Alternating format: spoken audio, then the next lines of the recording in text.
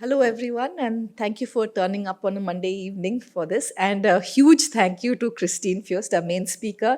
I think we're really privileged to be here today because she's one of the global leaders in land systems science, thinking of land changes as a very integrated system, which includes people and the landscape, both from an ecological, hydrological, social, political, institutional lens.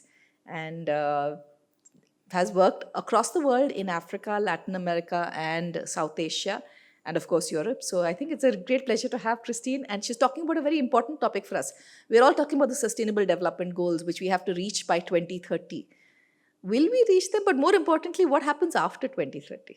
With that, I'll turn it over to you, Christine. And also my warmest thanks to all of you being here today and hopefully discussing afterwards a little bit about the perspectives in sustainability. I want to speak a little bit about sustainable development, the time after, and how to proceed, particularly in science. And what you see here, unfortunately, I didn't find the reference again, but I liked very much that picture that shows us a little bit what social ecological systems from a very anthropocentric perspective are. They are very often perceived as a kind of buffet where you can feed your resources, where we serve our hunger according to all the resources we want to have. And the question is, do we care for the nature, for the landscapes, for our history, for our environment? Are we aware that we should take care? Because otherwise, this buffet will disappear. And also, how equal is the access to this buffet? What should we learn for the future, and particularly from whom? You mentioned this indigenous local knowledge. Very often we ignore it, and this means that we deplete our resources in an incredible way. So I do not want to start speaking about future. I want to go a little step backwards. Global challenges. So we had them already, the Millennium Development Goals. It was only 8.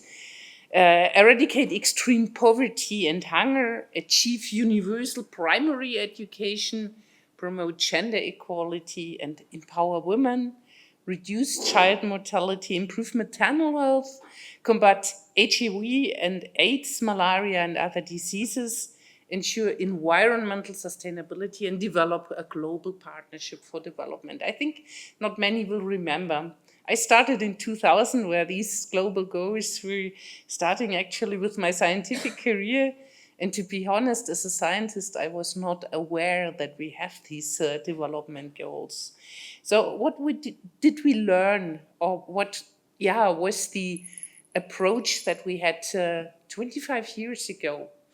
The Millennium Development Goals were foreseen as an integrated framework to halve poverty by 2015, as agreed by many UN member states. I would say we didn't reach this. Absolutely not. The global demographic trends already at that time demonstrate that ever-increasing urbanization, which I enjoyed very much today, translate into key development challenges at the local sphere. And the question is, did we reach these goals? And if we go at some publications from that times, even if the Millennium Development Goals would have been achieved, the world will and does still face unacceptably high levels of hunger, morbidity, mortality, and illiteracy. And if we ask ourselves right now, is this different from 15 years ago? I would say no. Global targets can be drivers of change, and maybe they have been. The debate about the post-2015 framework, and that was a publication, I show you the reference later on at that time. The post-2015 framework should not have been about the usefulness of global targets, but about their improved architecture and enhanced relevance. And finally, there was already a need, and I took in brackets what was the really comment, to formulate the Millennium Development Goals more clearly as global targets to maintain their measurability, to focus on ends, to embed equality of opportunities, to include interim targets, which we still do not do, and to conduct the global summitry differently so as to make it better fit for purpose. This is a publication from 2017, and we see we didn't make progress so far. So have we learned something from these former Millennium Development Goals? What happened since then is that we tried to develop an extended number of joint development goals, 17 instead of 8, even if the evidence to reach many of them is not ensured based on the experience with the MDGs. Global challenges such as climate change, global change, and particularly biodiversity losses became much more evident since then. We can them feel every day, but they are only very loosely included. And some processes such as urbanization, as I see it here in India, were not taken up as being threatening our life on Earth, despite they do.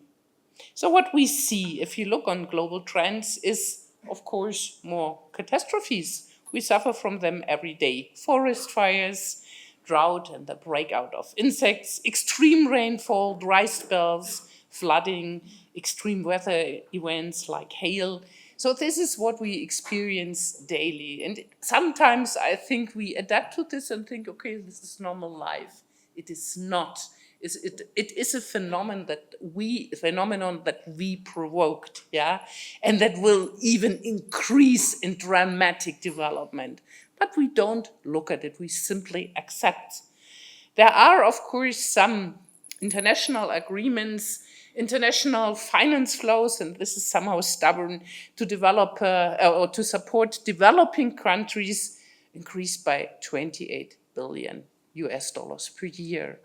And if we look at what would really be needed, this is somehow a joke, yeah? A progress towards the Glasgow Climate Pact to double at least the financing for development countries was made. But even if we achieve the Glasgow Climate Pact, this would only contribute to reducing to 5% the real finance gap, which is estimated to be 187 to 359 billion US dollars per year. This is the number we have to speak on, and not on 28 billion US dollars. And I like that much the title of this UN report, Come Hell and High Water. So yes, we are driving to hell, and high water is what in many regions is experienced, which destroys lives, which destroys landscapes, which destroys anything. The uncomfortable situation that we have, US leaving the international treaties, geopolitical conflicts, I speak of Ukraine and Russia and some other areas, climate change, and this is also a trend in my country, is lost out of public perception. So we had the elections very recently, and people were asked why they vote for the more nationalistic and conservative parties. Why? Because of migration and economy. Climate change to fight was on the least priority for people to vote. And we see this in the election results. And this is something that worries me a lot, because this would be where people should engage and commit, but they don't. So what about sustainability? If you speak of sustainability, of course, one trend is very relevant, and these are the tremendous losses of biodiversity. 1 million of species going extinct.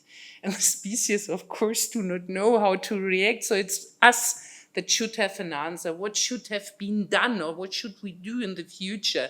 And even if you do not feel worried, you might live in an urban area where biodiversity does not really count to the experience of your daily life, but it destroys the daily life basis: food, health, water, energy.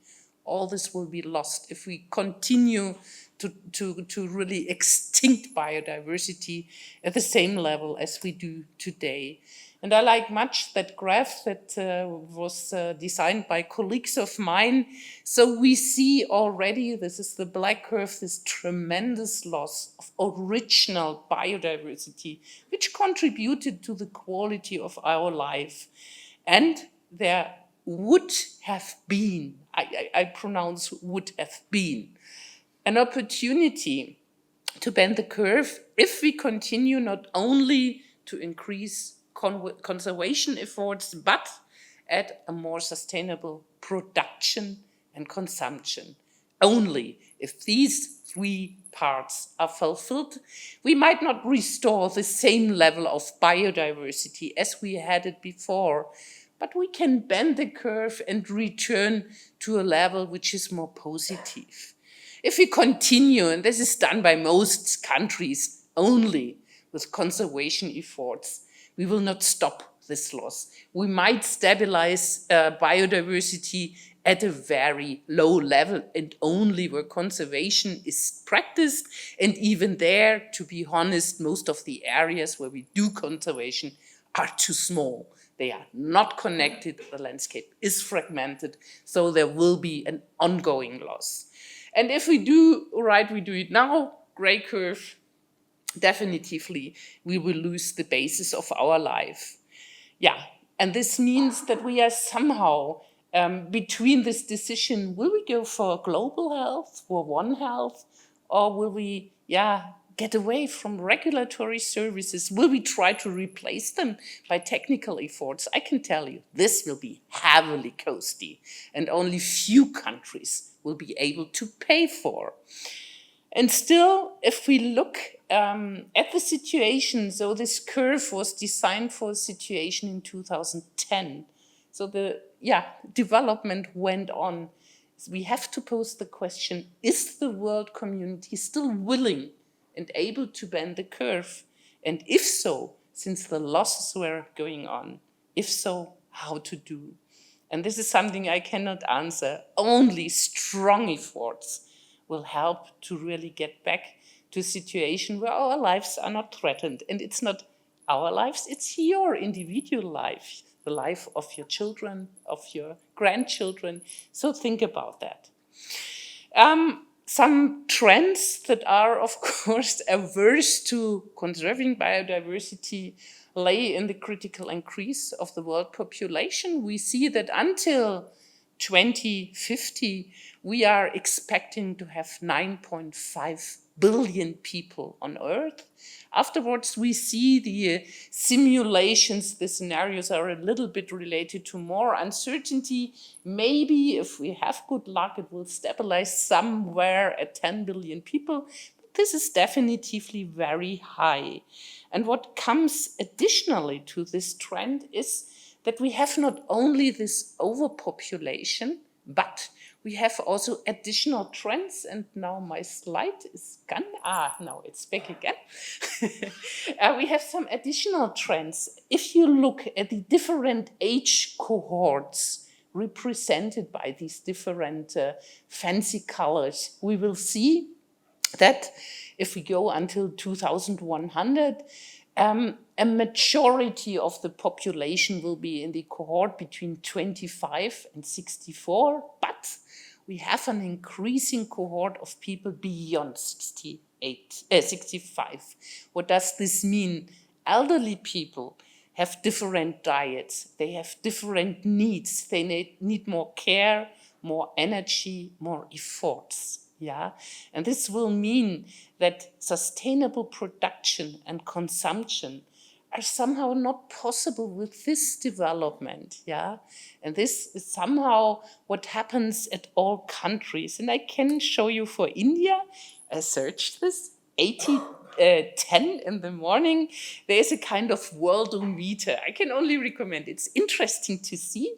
So we see the total population at 8:10 a.m. So meanwhile, it's larger, and we see in India there is a very strict increase, but At the same time, if we look at the yearly population growth rate, there is a shrinking rate. This means the increase is something additional, but people become older, also in India.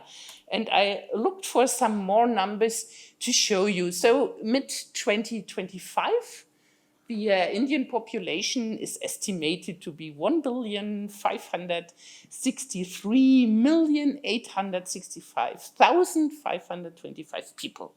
Let's check. Yeah. So 1st of June or 30th of June, we can make a check. So this is equivalent to roughly 18% of the world population.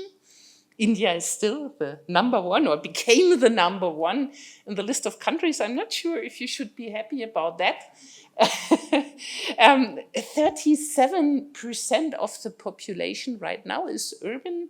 The median age is below 30 years. But if we look, and I mark these two rows, the scenarios for the median age and for the urban population until 2050, we see 2050, the median age might be already almost 40, and the urban population will be more than 50%. And this urban population will be elder. So you will face a lot more problems to provide the resources to protect the people and to provide the care for them. Yeah. So this is a world trend where often we think, yeah, India has a large young population right now. But if you go back to the curve before, yeah, on the right side, you see this younger population is shrinking. Don't forget about that. We have these problems already in Europe, and we do not know how to care for our elderly people because families are destroyed, yeah, young people are going somewhere else, and then you have somehow to solve problems that cause a lot of costs, but that are also unhealthy for the environment because you need much more resources. So, as a result, the global food demand is expected to increase by 35 to 56% until 2050. But, and this is the uncertainty that we have, if particularly the development and transition countries take over our dietary demands in the developed countries, then it will be much more, 170%. And this means that also a large amount of the world freshwater resources, up to 70%, is used to produce food for the growing world population. And only to give you an idea about food demands, to produce 1 kilo of grain-fed beef, you need 30,000 to 50,000 liters of water. So this is an amount you should have in mind. This is why I personally like not to eat beef such much, but more to adjust my living style. But for many people, this is not tangible. Is this the only trend to observe critically? Definitively no. So here I have again some numbers of UN and FAO. 60% more food are needed to feed 9 billion people. 10 billion, we have not yet estimations. This means 90% increase of the water consumption in agriculture. But I ask, how trustworthy are these statistics? And other statistics at UN level show that it might be a little bit different. So if we look at the water used for irrigation, this is this green bar at the lower part of these overall compound bars. We see that at global level and also at the level of the BRICS, these are the transitioning countries, you can see it at the left side, that irrigation demands might even be reduced until 2050. But there's a lot more water demand for domestic use, for manufacturing, and for electricity that exceeds way the increase or the trends for food production.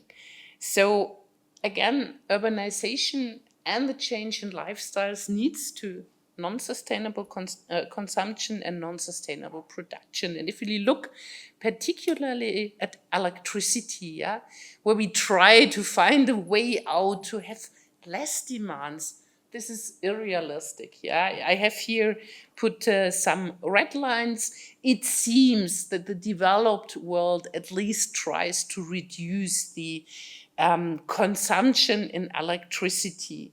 But if we look at all the states that are marked in blue, India, the Asian states, Africa, Middle East, the rest of the world, Latin America, China, we see an increasing demand. Maybe China seemed to have stabilized it on a very high level, of course, compared to all other countries. But if we take the compound annual growth rate with a reference date in 23, we see that until 2050, an increase of 11% is expected. And this is critical because many countries have left atomic power. We do not want to use any more fossil fuels. So where should this electricity come? We cannot cover the whole land with solar panels. We cannot use more water for electricity production. Wind can be used, but we cannot cover the whole area with wind power plants because this has a negative impact also on biodiversity. So the only chance we would have would be to reduce the demand in electricity. And we don't do. We will still go on to increase it. As a landscape ecologist, I'm of course always looking on the trends, how land cover is developing. And you see here a strand diagram. We can discuss if it is good or not. But what we see, if we look at the right side from my perspective, maybe for you it's the left side, we see that areas covered by trees, marked in green, are converted to an increasing trend to cropland, to grassland, to shrubland, and to other land uses. Of course, there is a little trend also to convert other land uses again to tree-covered land uses, but these are not pristine forests. Yeah, these are afforestations or efforts of reforestation, but definitively there is a loss in area of a highly undisturbed nature. On the other side, we see that artificial surfaces are pretty much increasing urbanization, and urbanization is benefiting also from cropland. So there is a kind of negative balance between food production and urban growth. Yeah, and somehow this needs to be compensated. So what will happen? We will deforest our landscapes to produce more food because particularly in urban areas, the food demand is higher compared to rural areas. And so basically we destroy the green lungs of our earth if urbanization takes over the ruling of the whole planet. And this means that at the end we might have an environment where we cannot live anymore. I have some statistics that are based on real data, unfortunately only until 2016, but we see that some states, it's Japan, the United States, Germany, Russia, were particularly prone to increase urbanization. India was on a way up. I would say, okay, if you look at the contemporary situation, it looks a little bit different. So I tried to get from Statista some information how it looks like now. If we look particularly at the development countries, Africa, Asia, Latin America and the Caribbean, we see that there's more than a triple increase of urbanization since the 1950s. This is remarkable. And Latin America, it's maybe only half or 50% of increase, but definitively a lot of areas are more urbanized than ever before. And I tried also to get some statistics dependent on socio-economic pathways from the YASA. What we see on the right side, from my side, when we look at the world trends, is that many of the scenarios predict an definitively an extremely high increase of urbanization until 2100. If we look at the statistics, high income, medium income, low income countries, we see there could be still some flexibility. Yeah, it depends a little bit how much we speed this.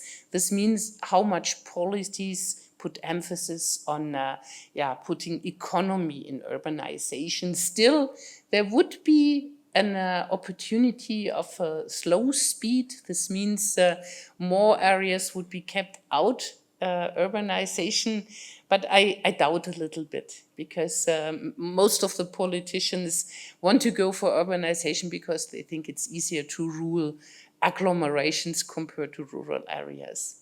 And at the end, we have some problems also from a political point of view with that. So if you look at the agricultural area until 2016, we see that a very high increase, but the interesting for feeding people, the interesting thing is if we look additionally at what does this mean for population. And I put here Europe in red because there I got the data, unfortunately not for all other countries, but what we see, these dark gray bars are based on historical data. The light gray bars are based on projections, some models, some scenarios. And we have also here shown by the graphs some scenarios on, let me say, governance models, order from strength, adapting mosaic, global orchestration, and techno-garden. What we see for Europe is a trend of a decrease of agricultural land use, which is different from other parts of the world. And it is related also in most scenarios, only in few not, with a decrease in the rural population. And this means that by driving farther urbanization, we will have more spatial disparities. We see this already in Europe if we look at the election results. So mostly urban populations are more voting for the Green, the ecological party, because they are not so confronted with the real life, while rural populations become older and vote more for the conservative parties or for the nationalistic ones. And if you look at the last election results, take France, take Italy, take also Germany, this is a threat that policymakers oversaw for many years. They pushed urbanization without having an idea what this means to the people electing democracy. And if you leave people out, they will vote for something completely different than you usually would expect them to vote. I did a little meta study some years ago with a colleague on the impacts of urbanization on the different sustainable development goals. Of course, it's clear people go to urban areas because of education, healthcare, because they expect a better social life. And of course, there are some success examples how you can design urban areas in a way that people really can live. But we looked at many studies and we detected particularly the the Sustainable Development Goals: poverty, hunger, equality, economy, consumption, climate action, and life on land were extremely negatively affected by urbanization. So to come now to the next step, our Sustainable Development Goals, that all of you know, the next step after the Millennium Development Goals. So it was more than a doubling. 70 instead of 8. No one could me explain why this happened. The question is, did this bring up more success? And how well could these goals be addressed? And I was searching a little bit to get something on the Asian continent. I found it not explicitly for India, but there was an SDG Progress Report 2025 very recently on Asia and the Pacific. And what this report pointed out was only 16 of 17 targets are on the track.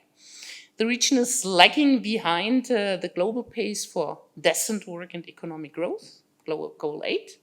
Climate action, particularly goal 13. Life below water, goal 14. And partnership for these goals, goal 17. A stronger partnering with the local communities is not yet done, but would be needed. And achieving the sustainable development goals would require a transformation also. And this was not so, let me say, surprising for me when I tried to find numbers. Yeah, a transformation of the statistical systems and reporting. So definitively, if you search for numbers, you're a little bit lost in transition. Um, so that's why I took this report. So if we look a little bit more in detail beyond what I said before, there are two things that are shown. The one is the achievement of the goals, shown by these blue and gray bars, and also the evidence strength, which is important in any kind of UN reporting. Yeah, do we have enough indicators to really say, okay, this is an evident trend, or there is a lot of uncertainty? So what we see, gender equality, for instance, yes, there seems to be a positive trend development since 2015, but there is no evidence. So this means the surveys are not yet available. There's a particularly negative trend, and unfortunately, it seems my bars have been a little bit changed. You see this red bar. This is climate action. Yeah. So there's definitively a negative trend, a loss of climate regulation capacity in the Asian region. There's also some not so evident development when it comes on power, justice, and strong institutions. This is again this gray bar. There seem to be some development, but it's not very strong. Life below water, this is the bluely framed area, is very lowly developed, and also sustainable cities and communities. There's no development, almost no development since 2015. So these are the big areas where in the future the Asian continent needs to work on. Otherwise, I would say the environmental situation, life quality, health are extremely threatened. Another thing that was shown by this report, survey from 30 countries focusing on the disparities among population groups in the using different SDG indicators, shows that poverty, means based on the household wealth index, and education level are most significant drivers of inequality. So better education could make the change. These factors often intersect with a location, if you think on rural, urban areas, sex, and age, and they are worsening these disparities. And survey data remain very limited in coverage and frequency, so we have critical knowledge gaps. And I think these disparities might also be a big threat for the future, because people that are not satisfied try to find something else where to orient. And this can have a very negative political impact. So what did we learn from the MDG and SDG so far?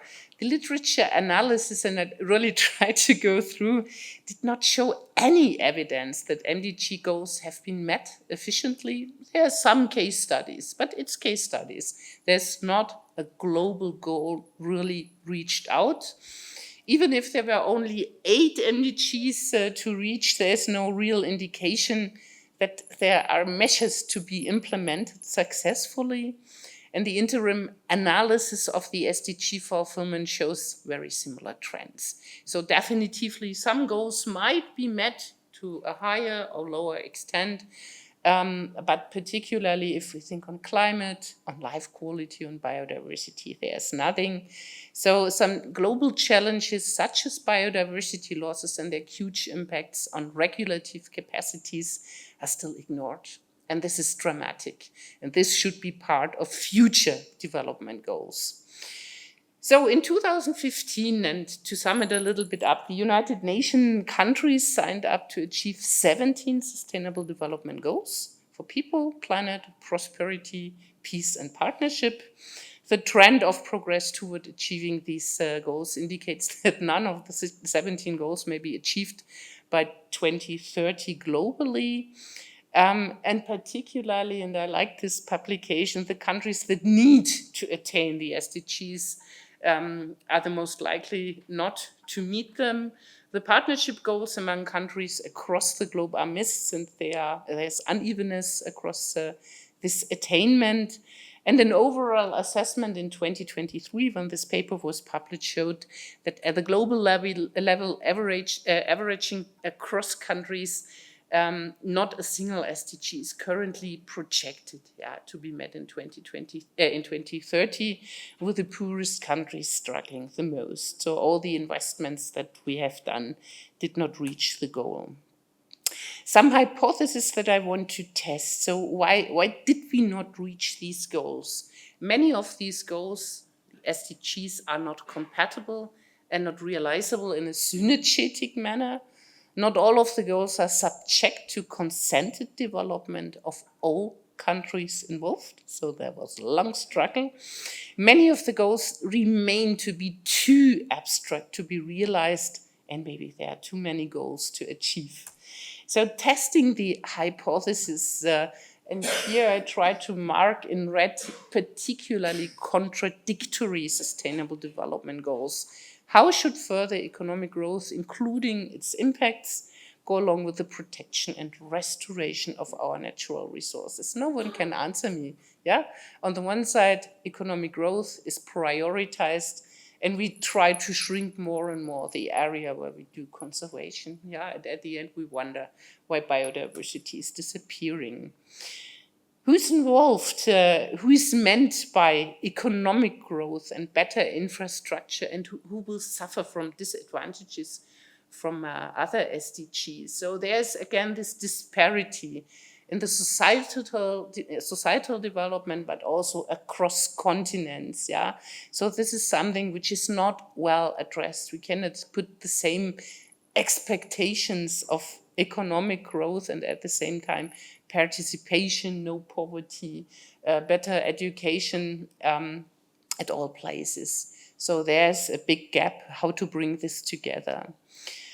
To abstract who should be the institutions and who's responsible for the partnerships, we have this uncomfortable geopolitical situation at the moment with a lot of named religious conflicts, but basically it's resource conflicts. To be honest, there are failed and declining partnerships. Even European Union, which we believed for long years to be a strong partnership, is divorced at the moment, and there is no international mandate anymore if US is leaving many treaties. Yeah, who should be responsible for realizing, for pushing the Sustainable Development Goals?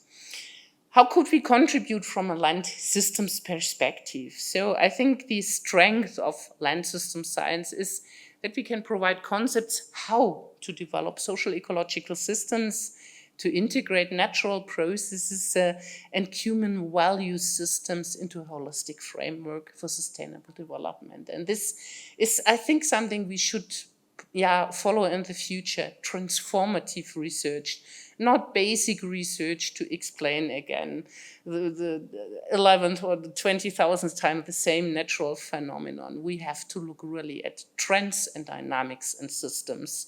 So I want to come to a framework that I'm very familiar from development research. There we talk of systems knowledge, target knowledge, and transformation knowledge.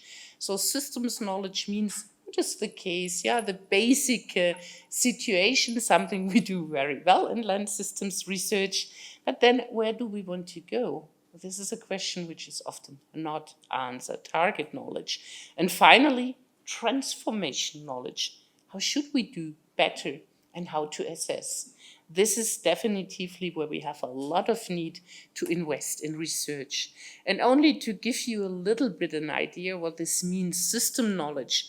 what is the status of the system, the ecosystems, the communities, how high are disturbances, how strong is degradation, which key drivers are relevant? Are these external factors or internal processes? And very often we fail even in describing this well from our systemic perspective, because we are focusing on too small scale entities and we don't understand what the system is. We did a little assessment of ecosystem services and biodiversity in Germany in the past 3 years, and we had to translate this knowledge to policymakers. Unfortunately, policymakers want to always have a simple solution. Yeah, tell me what to do, and can I realize this in 4 years? And how much does it cost? Unfortunately, we had to disappoint them a little bit, but we returned to a framework that is very old and comes originally from the European Environmental Agency, the so-called DIPSIA framework, drivers, pressure, state, impact responses. And we used it again because it was easier for them to understand that we have to separate between direct drivers in a systemic level, indirect drivers, which we cannot so easily influence through measures, then a report of the status and trends of the systems, effects of changes, instruments and measures. And instruments and measures are not the same. If you look at these arrows, instruments, policy instruments or funding instruments are something that can address better a very abstract level. It can also be international treaties or so. There we can address indirect drivers by measures such as changes in the land use, protection, conservation, and so on.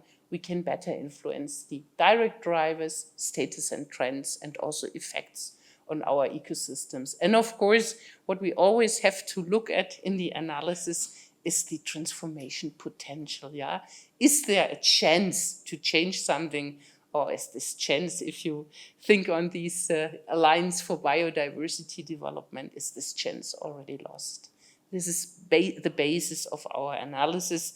And I have to say, our policymakers were not fully happy with us, because we had to tell them that many chances, many windows of opportunities have already been lost. So we can only do a little bit better. Target knowledge, which objectives should be reached. And I think what is important here is which scale is addressed. This is something we often forget if we speak about instruments and measures. So how do we delineate our system? Do we think global, regional, or local? And what will be the impact of changes at these scales? And here I want to come to a combination of two different frameworks. The one side is the impact pathway. So many of us as researchers, we are thinking in this chain of output. What are the results of our research? Outcome, what did we want to change? We made some transformation, and impact that we hope to get, improved systems, empowered actors. So we think linear. But the problem is we think from the situation right now. What we should do, and this is called regnosis, is to think from the desired state in the future, and then decide which steps can we make right now and maybe in a little future to achieve this status. And this is often forgotten. So we try, if I come to scenario modeling, I do it quite often. We start with the situation right now, and then we look what could happen. But we don't ask, okay, what should I do? Yeah, pathways or scenarios, measures to come to what I want to have. Yeah, what are the costs? Who should be the actors involved? And this is something which I like pretty much on this concept of regnosis. It's not simply a linear thinking what happens if we do something, but a thinking of what should we do, what actually could be done. And if we come to this transformation knowledge, a key aspect is, of course, who are the actors? And there I have also a little criticism on many publications that I read in the past. Very often my science colleagues speak of stakeholders without understanding what a stakeholder is. And not someone holding a piece of beef the hand on the fork. I was once entitled as stakeholder with EA. So I said, yes, that's nice. So definitively what I suggest to differentiate are experts. And these should be persons that hold special knowledge that exceeds that of an average person, that are not personally concerned or interested in the decisions finally made. And examples are, of course, the scientific community, researchers, but also indigenous and local knowledge holders. Stakeholders, and we should never forget it, there are a lot of studies that prove the bias if we only rely on stakeholders. These are individuals, groups, or organizations that represent a specific, a typical interest or concern. They are not necessarily knowledge holders. So examples are NGO actors, representatives of landowner associations, of tourism, of nature conservation. They always have a stake. They have an objective to realize in decision-making processes. And finally, we have the layman, individuals that are somehow directly, indirectly affected. They have not a group interest. They are somehow the people around, but they should be consulted to represent the public view, the public opinion, and insights on how the latter may vary dependent from age, from gender, from profession. And examples are, of course, the local and regional dwellers. We have also to look at which are the key processes, formal and informal, to be addressed.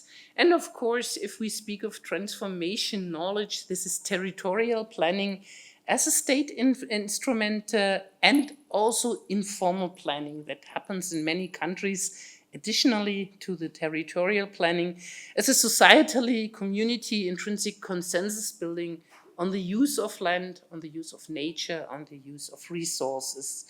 Definitively, we have to consider land tenure and land rights as a key for change. Who decides upon the land take? Who defines the values, and which kind of values are these local, religious values, resource-oriented values, feeling of belonging to something, we discussed this, the identification with a piece of land. So that's something which should be taken into consideration. And definitively, of course, we have the general societal demands for more resources, more welfare, more economic success. But we have also to question very critically for whom and who will be the beneficiaries. So all this needs to be part of this transformation knowledge. This means we need a global societal discourse. Without a global consensus, transformation is impossible, and thus many global targets will continue to fail. Yeah, how to evaluate is the next aspect. I mean, transformation or transformation knowledge does not only mean we know how we could do better, but we need also to provide evidence. So what kind of criteria and indicators should be used? Of course, economic success, of whom, at which scale, but also ecological, environmental protection and integration into land management, and social justice, cultural acceptance, where and by whom. These are the criteria which we definitively need to take into consideration. And we have also to ask who is governing the success assessment, as I showed before.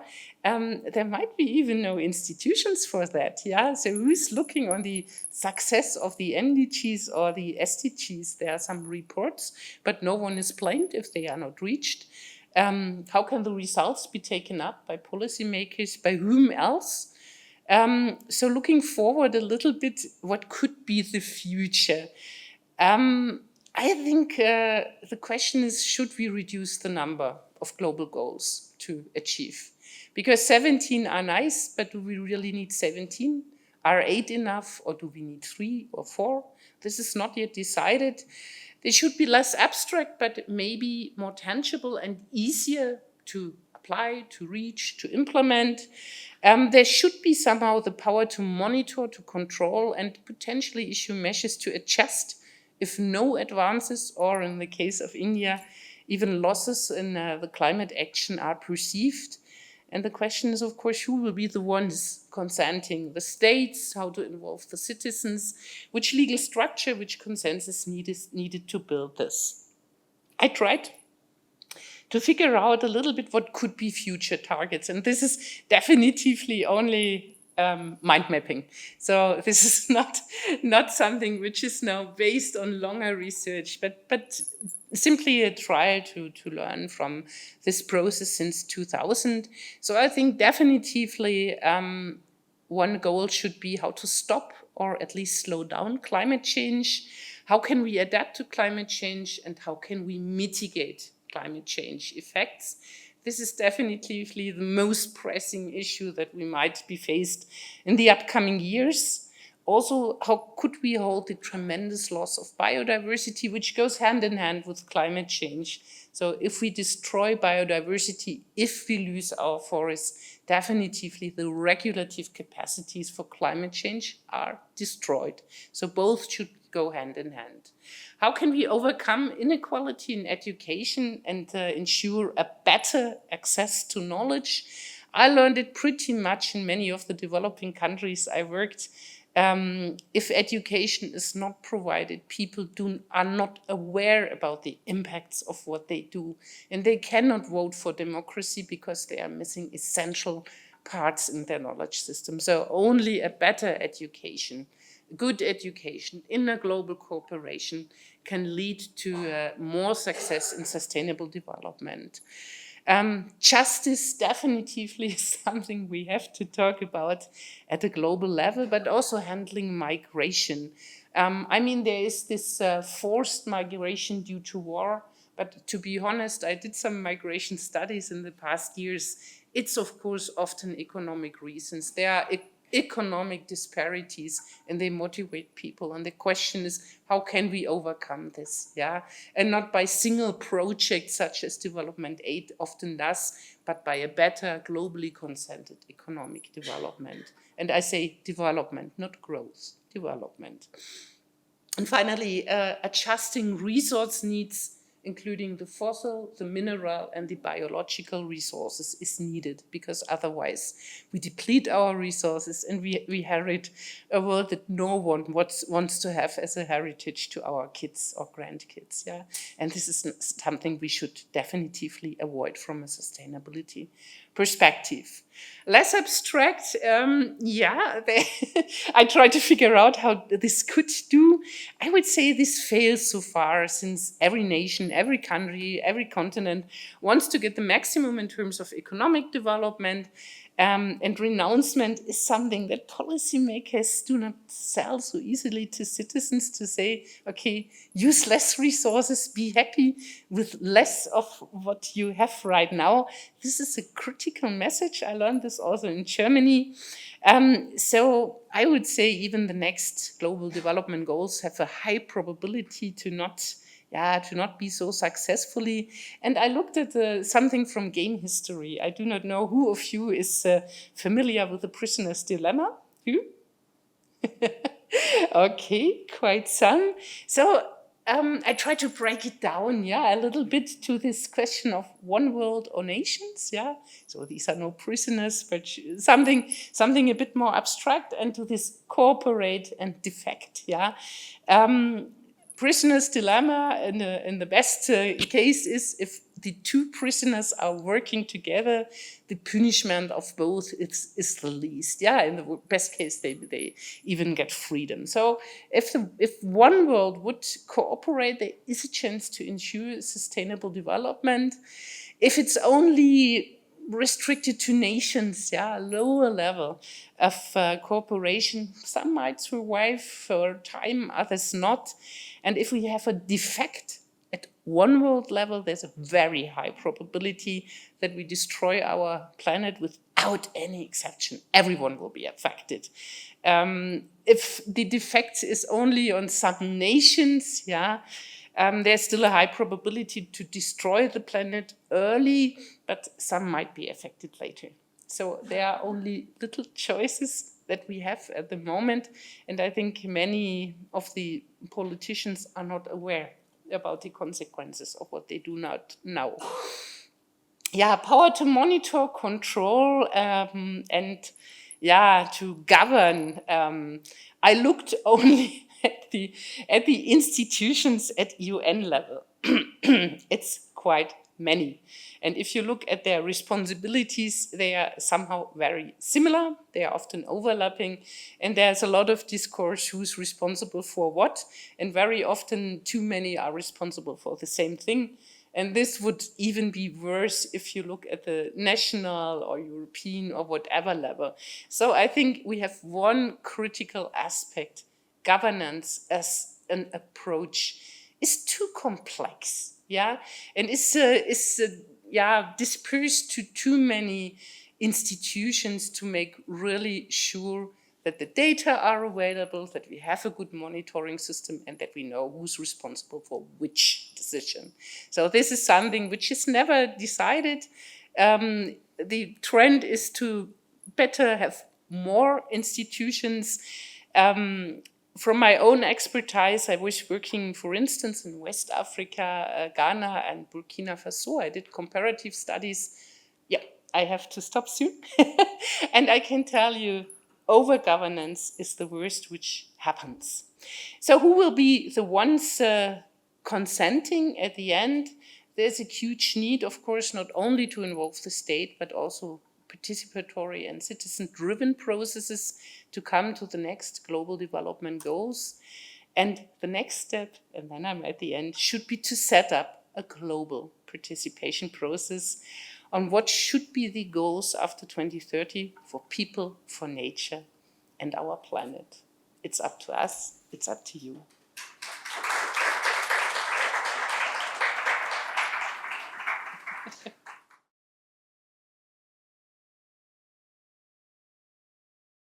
So thank you. I think that was a very, very rich talk, lots of thoughts and questions. I think to me, the crux of, I think that I'm left with three things. I'm left with multiple reflections, but I think three things that stood out for me.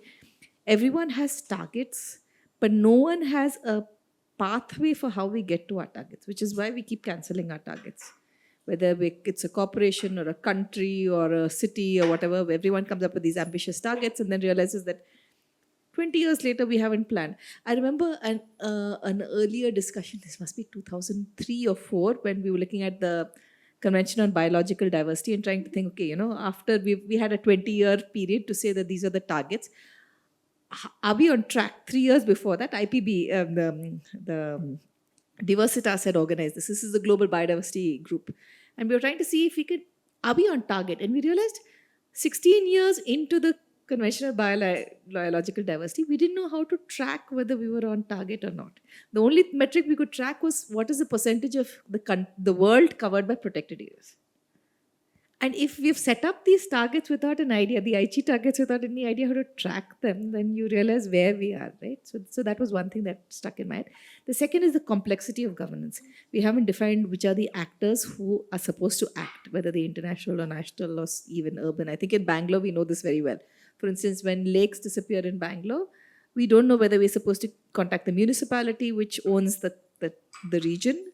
We don't know if it's the sewerage department, which owns the connections between them, the revenue department, which knows whether there's an encroachment, the pollution control board, which knows if there's pollution, all of these. The roads department, which sometimes cuts a road through the lake, and that's not unique to Bangalore. This is, this is the case of every city. And the third thing really, I think, is a harder behavioral challenge, that it's not population that is the biggest problem, but consumption that is the biggest problem. And it is political death for any political party, no matter which country, wherever in the world, to actually say that you have to reduce your consumption levels, because that is thought to be interfering with a better way of life. Sometimes we do need to increase consumption levels. Those at the bottom of the pyramid do need to, but those of us who have quite a bit of consumption capacity and large footprints need to reduce. And how do we get to this? So have you seen any countries that are engaging in these conversations more thoughtfully? Or let's leave countries aside, any smaller part of a country that is engaging in this more thoughtfully? Okay. Yeah, I only wanted to check. Let me come to the first part, the target formulation. I think many groups have targets that they want to reach, be it conservation targets or targets of economic growth or social improvement, but they don't look at trade-offs. And I think this is one of the big problems that we have two segregated targets, and that we are maybe not anymore able also to look at side effects and also ignore that these might be susceptible for other groups. Yeah, so that's one of the big problem in also negotiating policy targets. So I spent quite a lot of time in my research to look at cohesion between different policies, because territorial planning, landscape planning that I teach to my students is basically implementing policies at a land scale. And very often you see that these policies are so conflicting that you do not know which piece of land should I dedicate to what, to not harm some of the targets. So at the end, it's consensus making and always renouncing on the 100% achievement of specific targets. And this is difficult to sell. Yeah, if I talk with my minister, for instance, and I tell him, okay, but the land surface that we have is not large and we can only use this land surface, and I can promise you we cannot get to more economic growth, to more wind energy, then he's not very happy. And then I need to explain to him that he has nice targets, definitively, I can understand them, but we have not enough land for it. And that's maybe the global problem. Yeah, we have only this globe. Yeah, and we have not more. I mean, we can fly to the moon or to the Mars, but we have only this globe to develop. Yeah, and this means land and water are restricted resources. The next thing is about these diverse actors. That's something I think I can observe from many situations where I worked. And I wanted to cut the speech, but to come back to Ghana and Burkina. Yeah, if you look, these are post-colonial states. And the funny thing is, Ghana comes from the English British Empire. Burkina Faso, same landscape, same resources from the French Empire. And then I did an analysis of the governance bodies, yeah, that are responsible for deciding on land use. In Ghana, it's extremely complex. Yeah, you have a little bit a similar list to these UN bodies. So a farmer who wants to do something, who wants to change something, does not know whom to address. In Burkina Faso, it's much more centralistic, hierarchic. You know exactly to what kind of institution you have to go. And definitively, if you take welfare of rural people, Burkina Faso, a pure country, makes better than Ghana in the same environment. I mean, Ghana has an ecological stretch from the sub-Sahara to the Guinean zone. So in the Guinean zone, people are richer because land is more fertile. But if you stay to the sub-Sahara thing, it's definitively governance that is ruling. And finally, yes, consumption is a key aspect. I mean, I suggested definitively also to our policymakers, we should speak about renouncing on using much more electricity. On why do people need 2 or 3 cars while you can only drive with 1, or 2 or 3 mobile phones? Yeah, but this is the message they do not want to sell, because it's not very opportunistic, and most people want to increase their personal welfare and also their social status. I ask sometimes why, because I was born in a very rural area. When I was a kid, we fed from the vegetables that we grew on our own, and I never felt that I'm poor. Yeah, a change was made when I started better education, because then I got access to a different world. But in my private life, I try often to return to my original world, because I feel it's more sustainable. And I don't think that the societal status, the visibility of material things is so important. But maybe I can tell this because I could have access if I like. Those who don't have access might perceive it differently. Thanks. That's, I think, very, again, very rich and leaves lots of place for reflection. How much time do we have? Oh, that's nice. So questions, maybe I lots of questions. Okay, so Wow. go ahead. I provoked questions. Since we have, I'm just thinking in terms of time. Let's do first the younger people in the audience, and then we get But go ahead. Very good evening, ma'am. To address the climate failure, we are more speaking about tangible items like carbon emission, urbanization, like that. Whether we question the belief system, value system, notions, these are major drivers of unsustainability.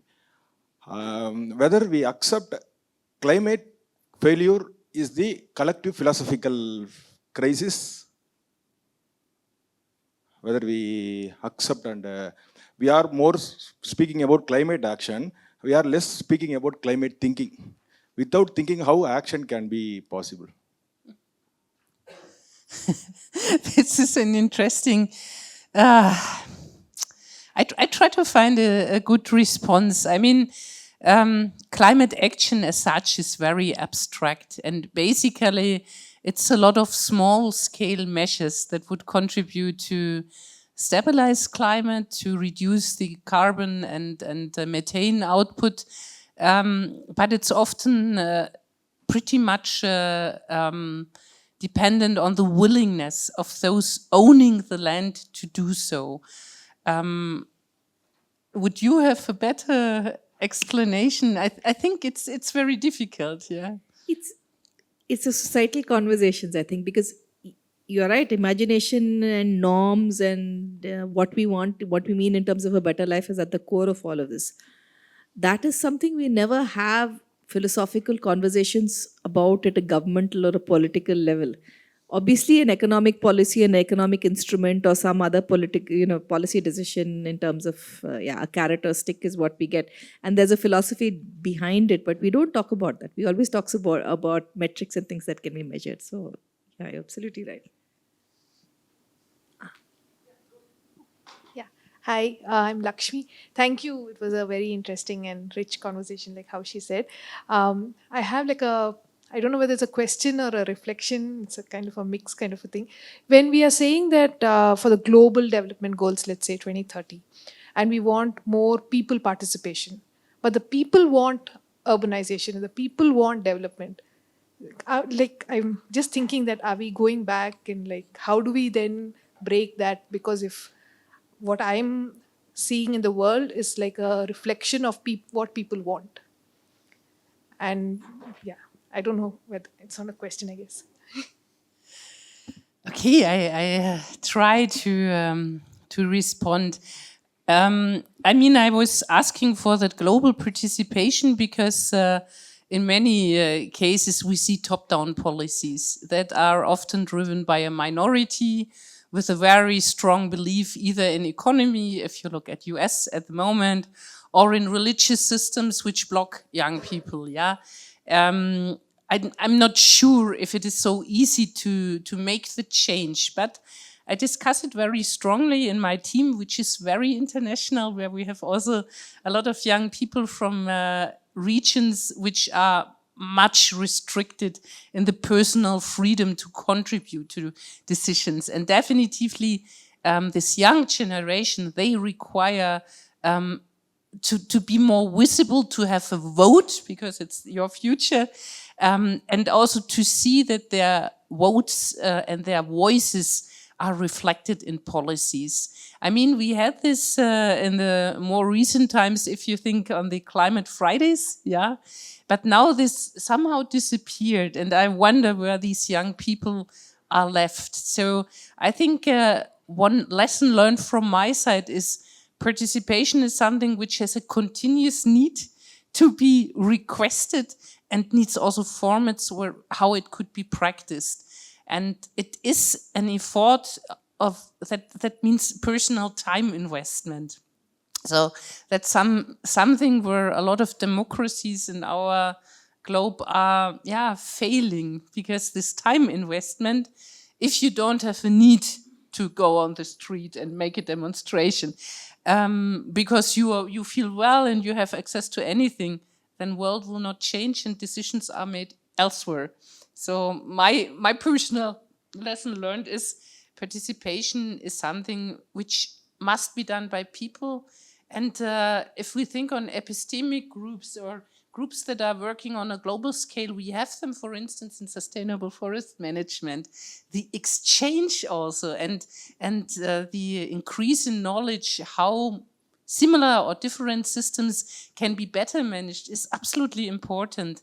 And this is something which is often not practiced. We try to push this often in theory by research, but we are very often not successful to really maintain and sustain it over time because interested people might disappear and then we lose the contact. And yeah, so definitively this is an unsolved problem. It's a request that I see, but I do not know how to do it best. And I can only say, only if young people become engaged, it could work.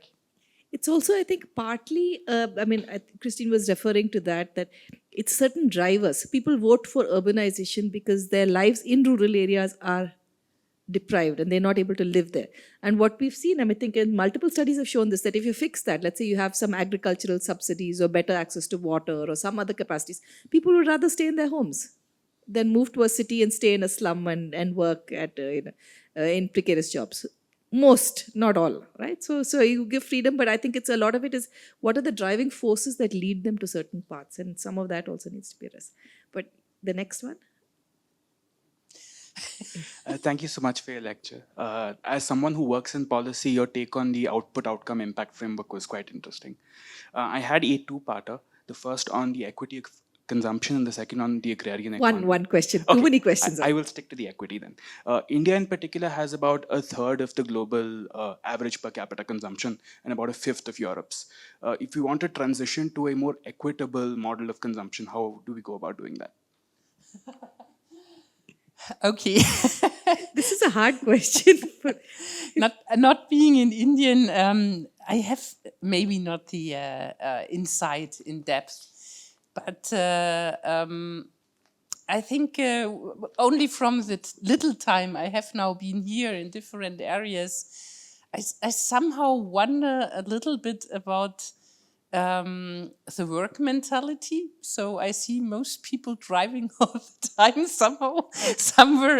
And I wonder, I mean, why do people commute such much? Why is there, for instance, we discuss a lot about home office, yeah? Because we want to get traffic away. We have a lot of public transport because we want to reduce this trafficking. And I mean, lower consumption would also mean to question what do I really need? And I have definitively no recommendation because I know my country is also not the world master in sustainable consumption. But we have definitively some trends that people are reflecting more, what do I really need daily for my life quality? And maybe it is, as I said, less, yeah. And I mean, I have neighbors that drive 5 times a day to buy things where I say, okay, but couldn't you reduce it and simply drive one time and think what you really need, or drive once a week or so? And do we really need all the food? Yeah, because we throw maybe 80% away because it's too much. What makes you happy? Yeah, and there we come to very philosophical discussion. I have not that understanding about the Indian society, but my perception is that there's a lot of show economy. So a lot of small shops with things where I ask, from what are they living? So maybe maybe digging deeper, what is a sustainable economy could be a first step. But definitely, Harini could better answer than me. Hi, thank you for the lecture. So this is from an alarmist point of view, but recently, like, there were a few studies that we have crossed 1.5 degrees already.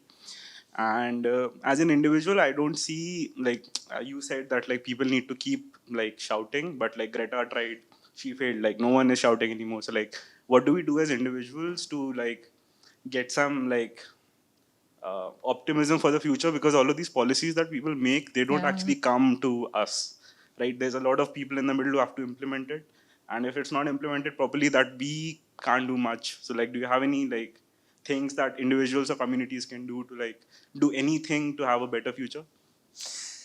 Well, also, this is not a question easy to answer, but I think political engagement. I do not know the political system in India well enough. In our case, we have a party demography, and all what I recommend to my students all the times is to say, feel committed, engage, go for the discussions, raise your voice permanently, and also try to take over leadership positions. And this is also something I observe a bit critical in our younger generation. I cannot judge if this is the same in India, but they feel less and less obliged to commit to leadership. They somehow want to swim in the water, but someone else should take the decisions. And this is a bad situation.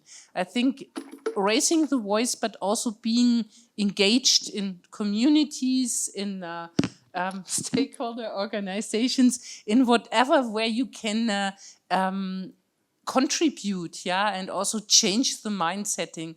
This is essential, and this is the only way to keep a demography alive. Yeah. Anything else, waiting for the butcher killing you is the best, is the worst solution. Yeah. So we say, okay, even if we observe at the moment very critically also the change of our younger generation to a more nationalistic point of view, I didn't understand this, but I think they felt somehow ignored by a policy that did not well respect their real needs. And of course, we have to listen to that and also to react and ask. And only if you and other young colleagues explain what are the real needs, better education, better support, yeah, maybe more social life, yeah, or different working environments, then we can make it happen. Hi. I'm just, coming to the sustainable reporting areas where I saw that, you addressed so many gaps in there, and then, which actually causes, it becomes a hurdle for further planning and, planning beyond 2030. So what is the scope you see in the sustainable reporting across the globe? How do we align and Reporting across the globe, sustainable reporting. Yeah. Yeah, I mean, there are quite many requests of reporting at the moment, particularly for industrial actors, small and medium companies, sustainability reporting, carbon reporting, ecosystem services reporting. What I see as a need to make it also better after 2030 is to invest in more citizen sciences approaches. So many of the reporting that we do is based on a very scarce data basis.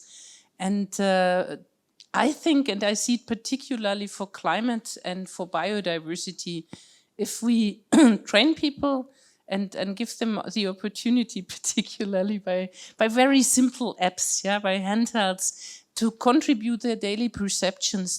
This would help us much, yeah, because then we have geo-referenced information. We get their information. Of course, we need to standardize what kind of information we ask them, but that would help a lot for many of the development goals. I mean, for some, it might be more difficult. I mean, if you think on these on justice or partnerships, yeah, then we would need a heavy investment in social sciences, how to report well. But I think these daily perceptions could be extremely helpful. Yeah, and that's what we do not do so far. So that's also why we have such a in many countries such a scattered and often not statistically valid database, because it depends also on the institutions that are urged to report, and some of them report what policymakers want to read. So that's one of the big problems. Harini. Go ahead. Yeah. Hi, I'm Ajit. You are talking about sustainability. Now I am thinking how we can see the sustainability about the urbanization, one side is rural setup. As you also spoke about the rural setup. So understanding the concept really sorry. Real development, our sustainability is based on urbanization or rural perspective only. Means which direction we are in urban, we need everything early as soon as possible. Sustainability itself take time.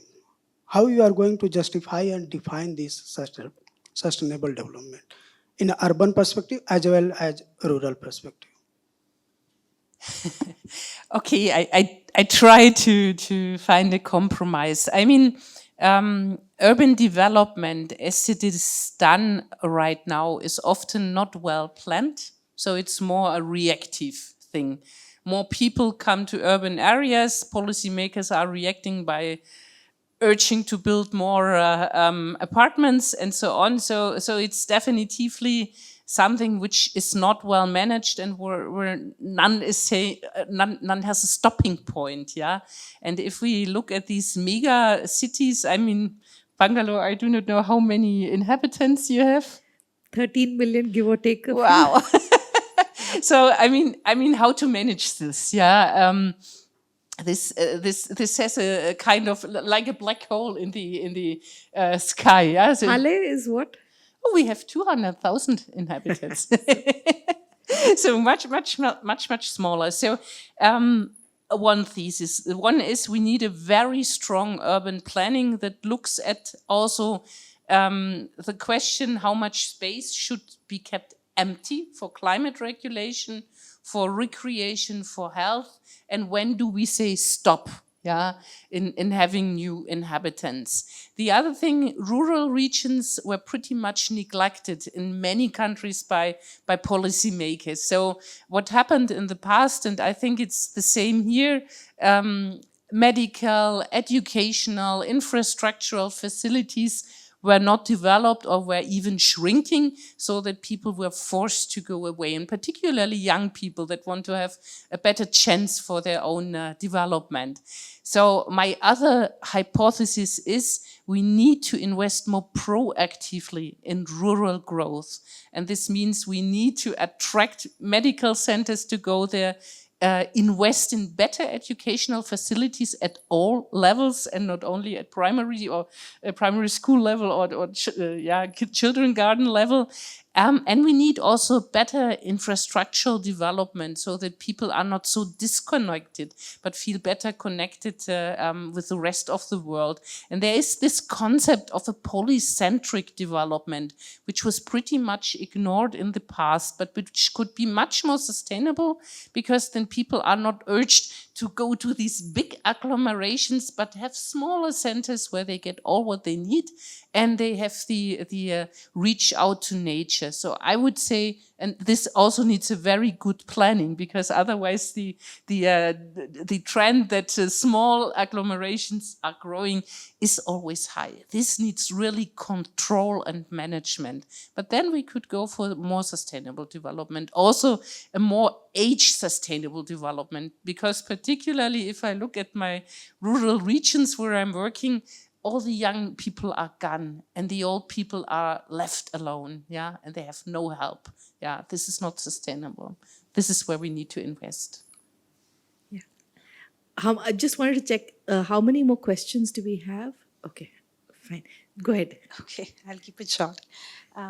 Your talk was very, very interesting. And one thing that struck me was how the sustainable development goals are often contradictory to each other. So the goals are actually working against each other. And one of them, which is my personal area of interest, which is education, is also one of them which sort of implicitly pushes towards economic growth and not towards sustainability. So even when we say more education, it's not just more education, but the type of education that needs to be, so how do we, and in a country as big as India, where education is a one very high goal, it feels like it's sort of counterintuitive. So how do we address that?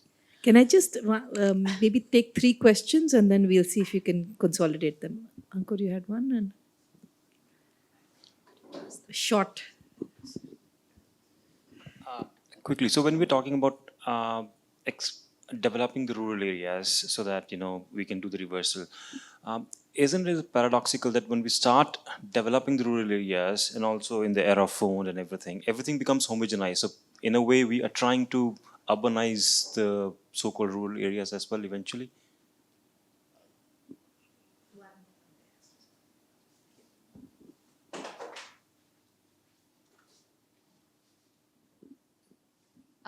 Yeah, so thank you for your talk. It was really interesting. I just had one question in terms of, as you said, right now there's sort of this trend of increased capitalism and fascism, right? And in terms of that, especially with the recent failure of SpaceX's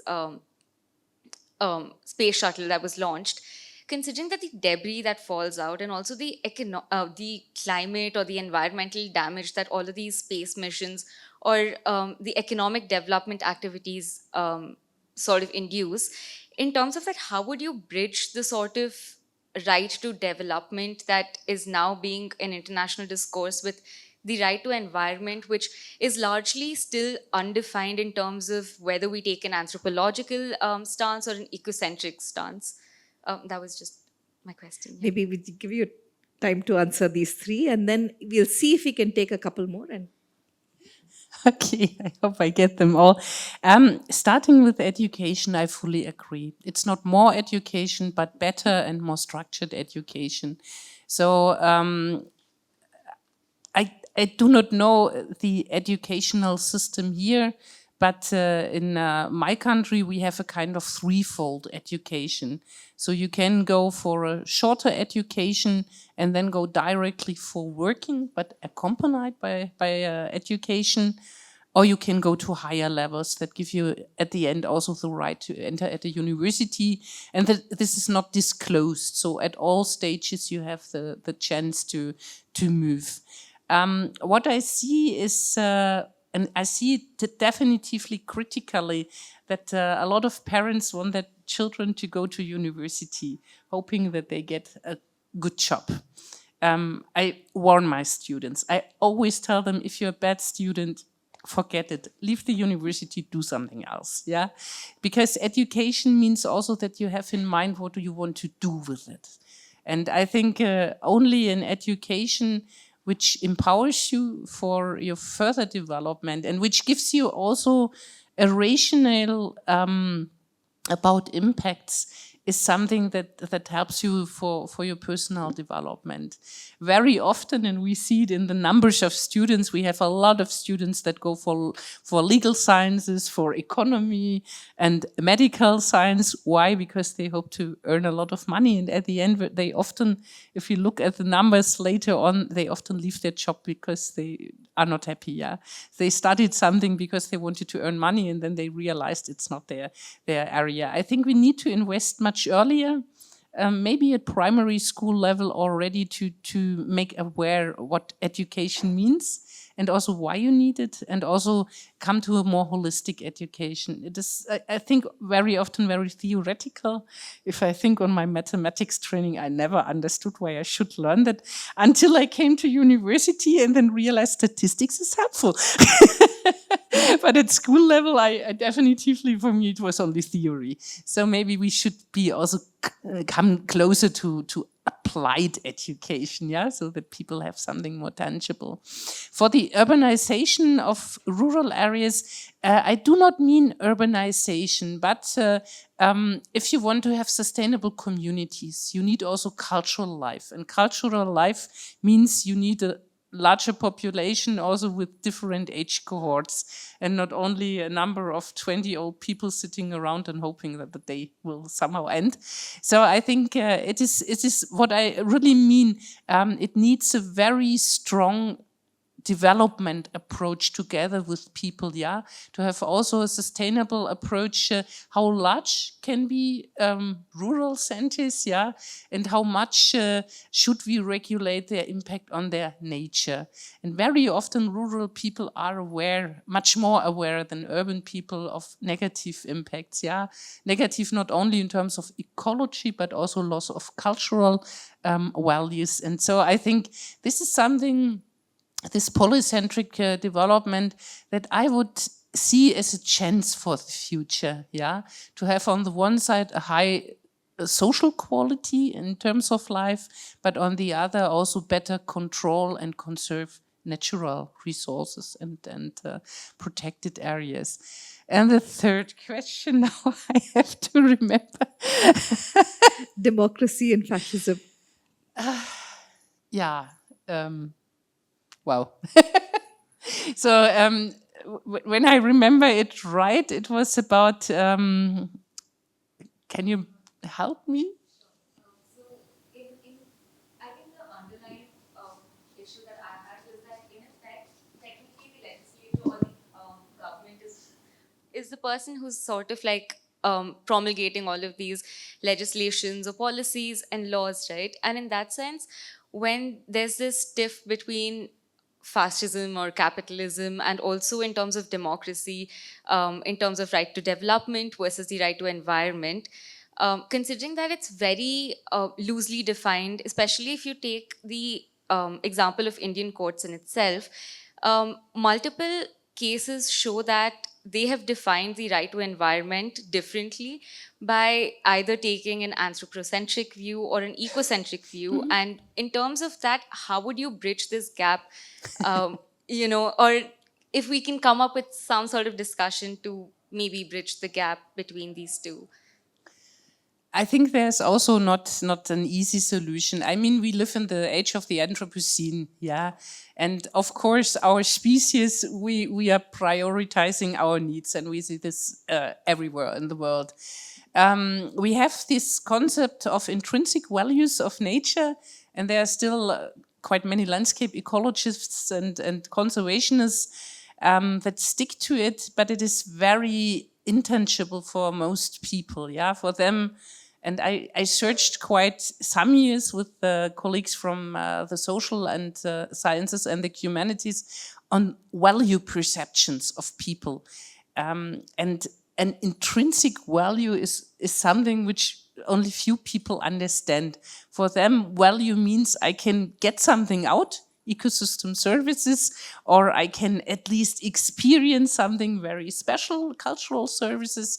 But and we see it critically, for instance, in the national parks, if I have areas that are completely restricted to access, people fail very, very early to understand why.